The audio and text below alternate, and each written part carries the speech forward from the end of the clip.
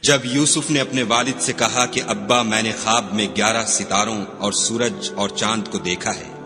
دیکھتا کیا ہوں کہ وہ مجھے سجدہ کر رہے ہیں۔ انہوں نے کہا کہ بیٹا اپنے خواب کا ذکر اپنے بھائیوں سے نہ کرنا، نہیں تو وہ تمہارے حق میں کوئی فریب کی چال چلیں گے۔ کچھ شک نہیں کہ شیطان انسان کا کھلا دشمن ہے، اور اسی طرح خدا تمہیں برگزیدہ و ممتاز کرے گا اور خواب کی باتوں کی تعبیر کا علم سکھائے گا، اور جس طرح اس نے اپنی نعمت پہلے تمہارے دادا پردادا ابراہیم اور اسحاق پر پوری کی تھی، اسی طرح تم پر اور اولاد یعقوب پر پوری کرے گا۔